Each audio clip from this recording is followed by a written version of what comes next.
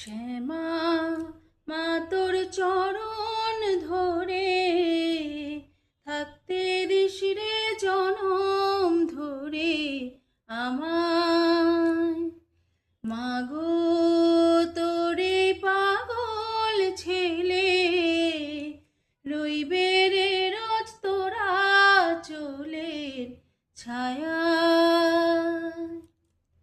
তুই নাকি মা সার্বজনীন, তোর কাছে নয় কিছুই কঠিন। তোর ওই দুটি চরণ তলে থাকবো